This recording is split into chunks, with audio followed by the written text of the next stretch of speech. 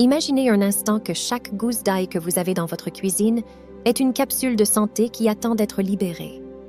Oui, cet ingrédient que vous utilisez probablement pour ajouter de la saveur à vos plats possède une histoire millénaire de bienfaits médicinaux.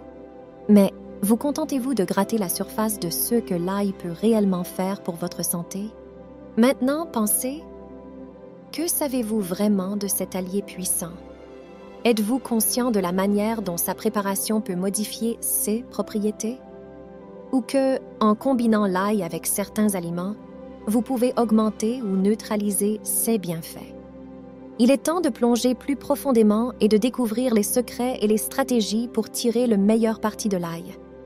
Joignons-nous dans ce voyage culinaire et de bien-être, en démêlant les mythes, en explorant les vérités et, le plus important, en apprenant à incorporer l'ail de manière efficace dans votre routine quotidienne pour promouvoir votre santé. Mais avant de commencer notre voyage, abonnez-vous à la chaîne, laissez votre like pour que nous puissions continuer notre travail et partager plus de vidéos avec vous.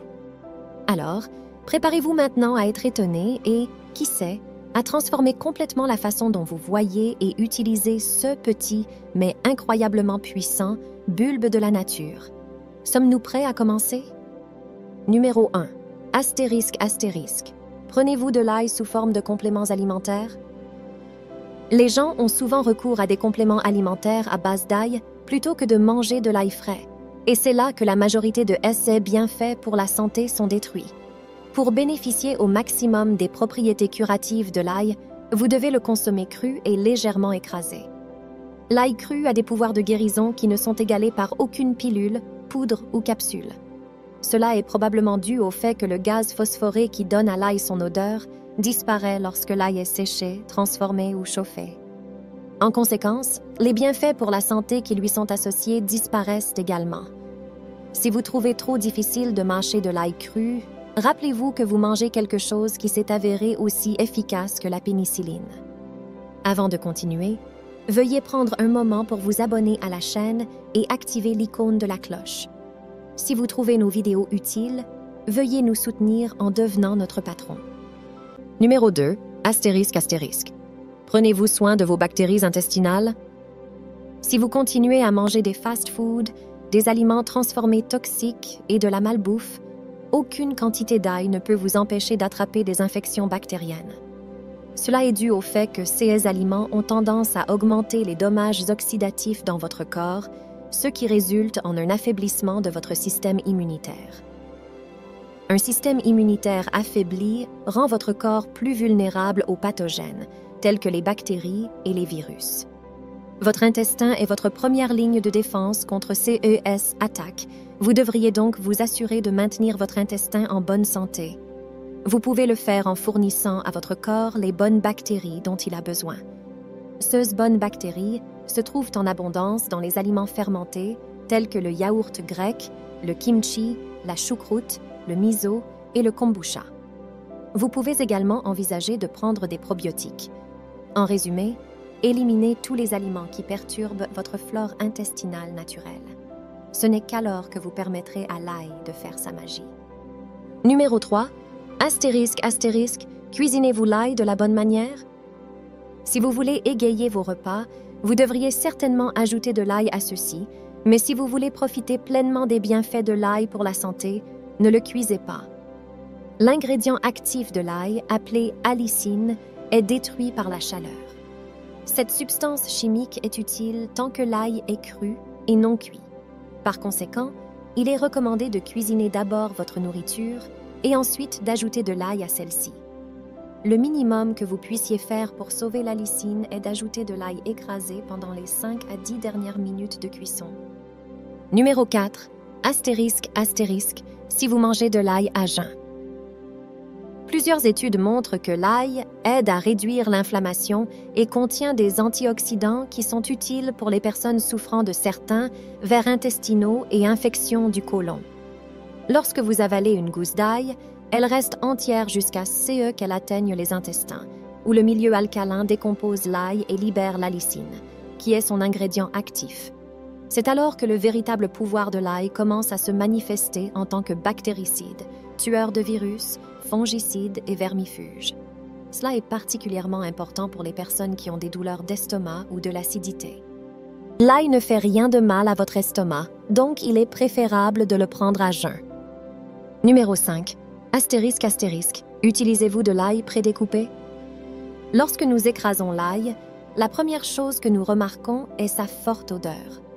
Cela est un signe que l'allicine commence à se dégrader, ce qui le rend beaucoup moins utile. Cela libère également de nombreux composés soufrés organiques et antioxydants qui sont bons pour la santé cardiaque.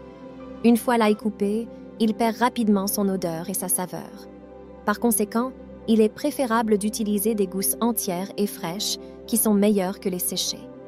Avant d'utiliser l'ail, assurez-vous que les bulbes soient fermes et, le plus important, sans germes. L'ail sec doit être conservé dans un endroit frais, sombre, sec et bien ventilé. Cependant, ceux qui souhaitent consommer de l'ail spécifiquement pour ses bienfaits sur la santé peuvent le consommer frais, écrasé ou pressé. Cela donne une meilleure chance pour que les composés soufrés et les antioxydants soient absorbés plutôt que de consommer une gousse entière. Scieuse composée facilite la circulation sanguine tant dans le cœur que dans les artères, aidant à réduire les niveaux de triglycérides et de LDL ou mauvais cholestérol. Numéro 6. Astérisque, astérisque. Êtes-vous fan de thé à l'ail? Le thé à l'ail est fait en mettant de l'ail dans de l'eau bouillante et en le laissant reposer pendant un moment. L'ail est ensuite filtré de l'eau, mais comme vous le savez maintenant, l'allicine est fortement affectée par la chaleur. Par conséquent, le thé à l'ail ne sera probablement pas aussi bénéfique pour votre santé que d'autres formes plus concentrées d'ail. De plus, il n'y a pas de preuve significative que le thé à l'ail puisse aider à prévenir ou à traiter n'importe quel type de maladie. De nombreux sites qui affirment que le thé à l'ail est bon pour la santé citent des études qui se réfèrent généralement à l'ail entier, à l'huile d'ail ou aux extraits d'ail. En outre, aucune étude n'a enquêté si mettre de l'ail, du miel et du citron dans une boisson pourrait être bon pour la santé. La plupart des allégations sur les bienfaits du thé à l'ail qui sont faites en ligne ne sont probablement pas vraies ou sont grandement exagérées. Numéro 7. Astérisque, astérisque. Consommez-vous de l'ail pendant la grossesse? L'ail est probablement sans danger pour les femmes enceintes lorsqu'il est consommé dans les quantités trouvées dans les aliments. Cette mesure n'est pas très claire, ce qui signifie que les femmes enceintes devraient consommer de l'ail avec prudence. Soyez simplement prudent de ne pas exagérer la consommation d'ail cru ou d'aliments aromatisés à l'ail. Cela peut être mauvais. L'ail a généralement un effet réchauffant sur le corps, ce qui pourrait vous faire perdre votre bébé par une fausse couche. Cela signifie que les gousses d'ail sont très fortes pour être consommées, surtout pendant la grossesse. Cela signifie également que vous ne devriez pas prendre de suppléments d'ail pendant la grossesse en raison de leur puissance. Numéro 8. Astérisque, astérisque. Consommez-vous trop d'ail? Beaucoup d'ail peut abaisser la tension artérielle pendant 1 ou 2 heures et peut causer de l'irritation de l'estomac à cause de son contenu en soufre. Cela provoque un afflux de sang vers l'estomac et moins vers le reste du corps. Une consommation modérée d'ail généralement ne la réduit pas tant que cela devienne un problème. Les experts croient aussi que manger trop d'ail n'aidera pas avec Helicobacter, qui est une bactérie de l'estomac, ou avec les bactéries intestinales, qui sont généralement inoffensives, et définitivement cela n'aidera pas avec les champignons. Si vous avez de tels problèmes avec votre estomac ou intestin, vous devriez consulter un médecin. Numéro 9. Astérisque, astérisque. L'ail montre ses effets sur certains aliments, pas tous.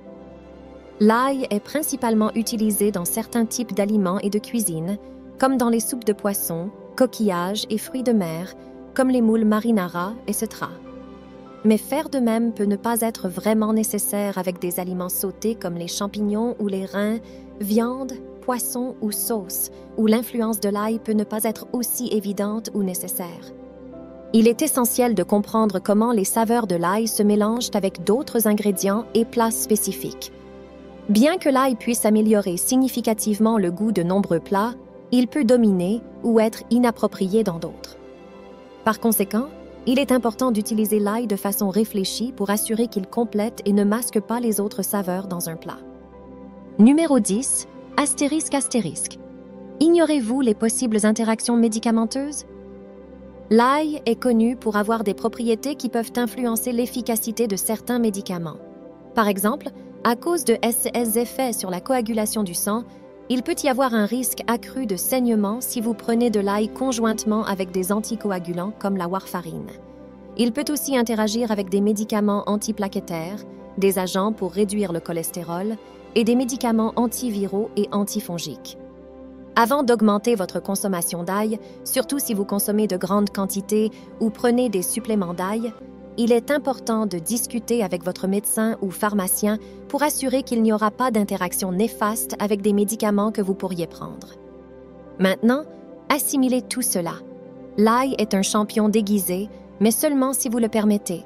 Utilisez-le sagement et laissez-le révéler ses pouvoirs pour votre bien. Restez informé et révolutionnez votre santé avec une simple mais puissante gousse d'ail. Continuez avec nous, découvrez plus de secrets et transformez la connaissance en pouvoir.